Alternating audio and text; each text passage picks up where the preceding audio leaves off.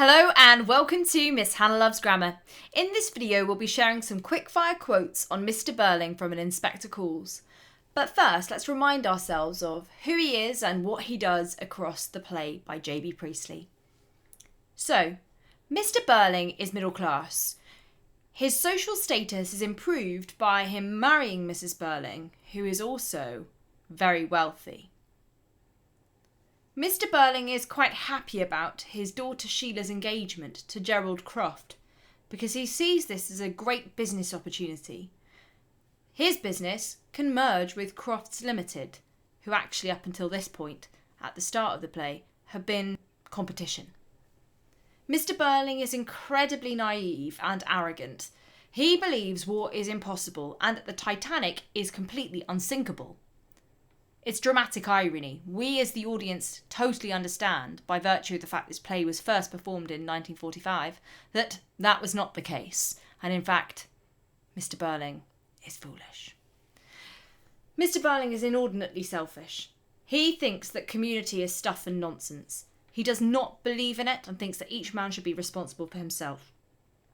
Mr. Birling also shows absolutely no remorse for Eva Smith's death. He's only worried about not receiving his knighthood and his reputation being ruined. Our first glimpse of Mr. Birling in Act 1 from the stage direction that Priestley gives us is that he's described as a heavy-looking, rather portentous man. Instantly, these stage directions signal his absolute affluence. He is physically large. We can see that visually on a stage he might look quite imposing and potentially quite intimidating to others. Priestley is hinting here that Birling is remarkably arrogant. He seems to believe by his body language that he might be above the law. This is affirmed when we hear him speak. We quickly learn that he loves the sound of his own voice. As he extols he's a hard-headed, practical man of business. We also understand quite quickly not to trust him when he comments that the Titanic is totally unsinkable. Ultimately, we're calling into question his absolute confidence he has in himself, and we definitely question his motives as a businessman. We wonder whether integrity lies at the heart of every business endeavour he does. So by Act 2, we have our concerns as raised by Inspector Gould. Having been provoked by some of the honest home truths that the inspector seeks to give Mr. Birling, he says to the inspector, "You'll apologise at once. I'm a public man." Instantly, this is an incredibly pompous way of interacting with the inspector and makes him seem not only indignant, but rude. The fact that he used the verb apologise highlights his attempt to control the conversation against the inspector, who's been called because of a murder. The use of direct address with "you'll" adds more gravitas to him throwing his weight around, and ultimately the contrast of "you'll have to apologise, I'm a public man" is him trying to reassert himself. Ultimately it falls on deaf ears. He has had power in the local council and was once a Lord Mayor and is still a magistrate, but his reputation as a public man isn't being quite met in the way the inspector sees it. Priestley, as ever, uses the inspector as the voice of reason to judge Birling further, and in fact, the inspector says, "Public men have responsibilities."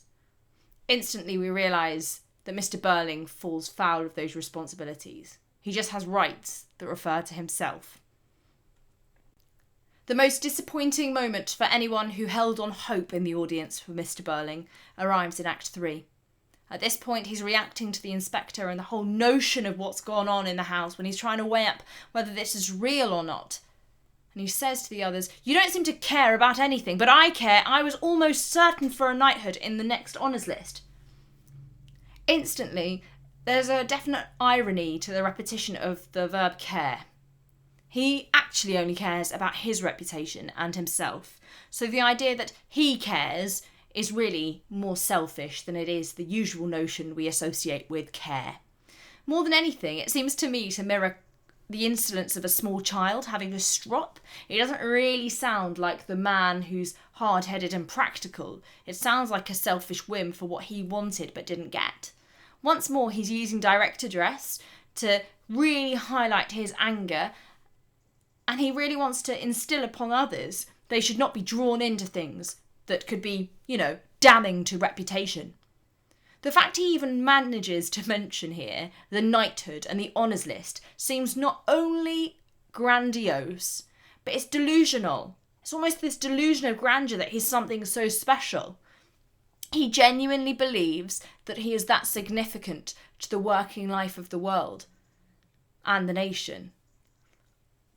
To me, Priestley presents Birling as a caricature of the self-interested wealthy who care nothing for social responsibility. Instead, he is seeking, Birling, societal approval and, above all else, the absolute belief that he should not have to care for others. His lack of remorse is ultimately his choice because he believes he brought himself out from lower stakes before. Now, whether we believe with Birling or not, in his justification, Priestley makes it absolutely clear and conveys his socialist motives quite clearly that capitalism fuels people like Birling getting power, and that for success to flourish, not just in economic terms but in social prosperity, for many people to have hope, it shouldn't rest on the hands of these indulgent wealthy. Why not subscribe to Miss Hannah Loves Grammar?